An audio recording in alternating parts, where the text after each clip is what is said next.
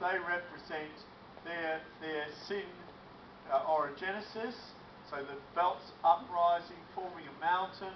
These things are being deposited in it.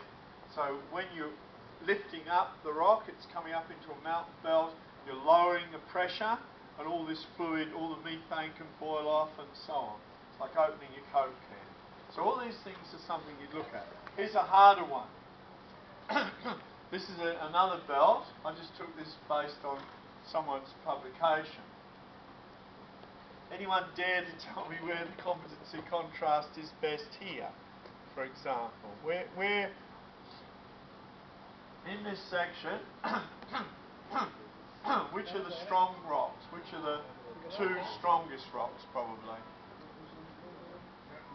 Granite diorite and the gabbro, alright? Which is the weakest rock? Argillite, grey-wacke, volcanoclastic rock. Is there anywhere that one of those rocks is in contact with that rock? Yes. Right? There. So, in this area, almost all the gold deposits are on the contacts of granites and sedimentary rocks, and this is the area that people say they're all magmatic. There's a company got a whole lot of deposits up here that are in that position and they think they're magmatic, and we've dated them now and we know that the granite is 5 to 10 million years at least older than the gold. So this is a rheology or a competency contrast. So just by looking at the stratigraphy, you can get a bit of an idea about where your best targets might be and whether you've got them. I mean, you've got lots of cases again in Egypt. These granites intrude. You've got subvolcanic granites that are diorites and so on. These are wonderful rocks because they've got a lot of iron in them. You've got post-sin orogenic granites. All of these are intruding all sorts of rocks, so you've got all sorts of chances to find the right sort of contacts between them. So what do we need to find a world-class deposit? Obviously, we've got big companies that are going to come into Egypt and work with the government. They want to find something that's more than 3 million ounces. That would be their minimum target, probably. So we need to find it. So what do we need? We need a high fluid flux going through the rock. So we need thick, competent, these brittle host rocks. We need strong contrasts in rock strength, rheology, as we were just saying on the previous slides.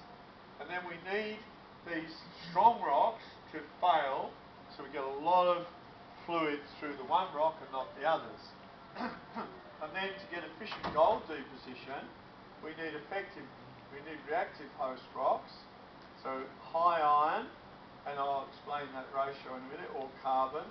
We need phase separation, so we need these to go out of the fluid. If we lose H2S, we could, without even forming sulfur, we've lost the sulfur, we could deposit the gold, and then I put fluid mixing, but I don't like it. I just put it in because if I gave this talk in Perth and I didn't put it in, I'd be hung, drawn and quartered by the geologists there, because a lot of them believe in this. So what are the chemical factors? I'll stop in a minute, shall I, and give everyone a break? Are we going for about 50 minutes? Yep. Yeah, we'll have a break just after this slide then. So we need a reactive host rock to produce the disseminated gold resource. So we need big tonnage. This fluid is water, CO2, methane. There's very minor H2S in it. We can't even measure it, it's so small. So it's very minor. That's why these deposits don't have much sulfide in them. The gold is carried as a reduced sulfur complex, such as that, but people will argue exactly what it is. Gold is precipitated by very low degrees of sulfidation, so most orogenic gold deposits have less than 5% sulfides in them.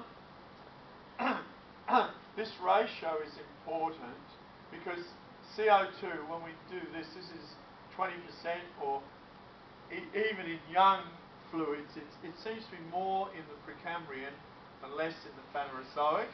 That's probably because the atmosphere was full of CO2 in the Precambrian, and the water was probably full of CO2 because we didn't have any.